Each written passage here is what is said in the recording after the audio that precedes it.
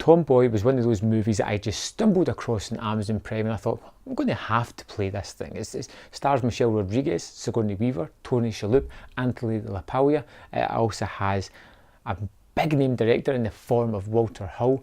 All these things said to me, I cannot bypass this movie. I have to check it out. And when the movie starts, it came back to me. I had heard of this movie before. I had heard of it called The Assignment. It was based on a graphic novel, and it had an extremely wacky and ill-conceived plot.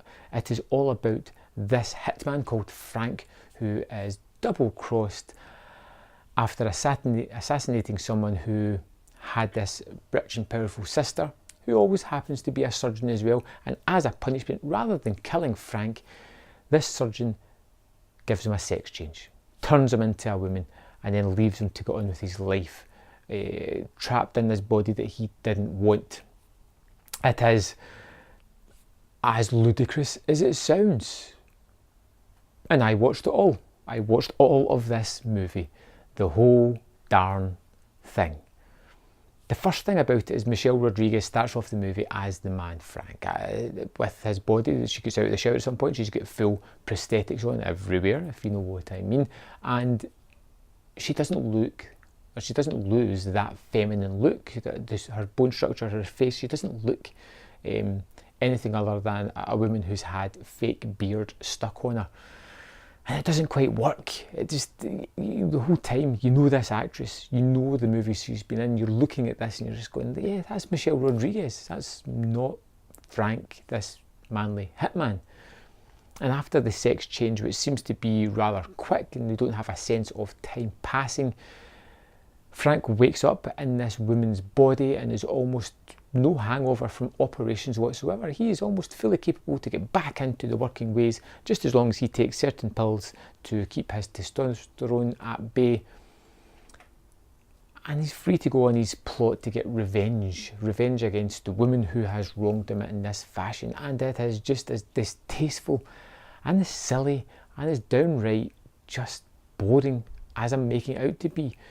I had great hopes for this. It seems to be fairly decent shot. It's tried to film it in a kind of comedic way with the transitions that happen throughout the movie. Sometimes they drop into sketches, sometimes it's like a panel moving to the next scene. And those touches work, but they're things that we've seen done lots of times before in other movies. The action, which Walter Hull should be able to do in his eyes closed, is just bland. It doesn't jump out to you as anything spectacular. It's gunplay, but it's nothing more than just point and shoot, which is a shame, because at least if it had some kind of resemblance of a decent action set piece, I could have went, yes, this is a movie that is somewhat worth watching.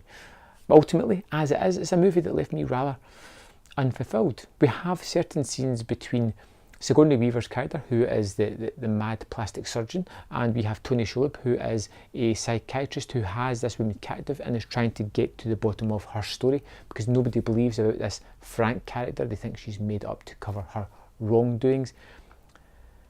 And even her performance seems bland. It seems boring, it seems perfunctory. It doesn't seem to add anything to this movie. This is one of the most uninteresting movies I've seen in the longest while. It was hard to focus on. It was hard to stay attuned to what was happening. The whole distasteful matter of somebody being forced to have a sex change just seems like it is wrong. Shouldn't have been made. In this day and age, it's a hot button topic, and it feels like something that's just handled poorly. Very poorly. The movie's boring, it doesn't have good action set pieces, the dialogue's trite, the plot seems to move along at a very slow pace, so it doesn't even keep it moving enough to keep me entertained at all.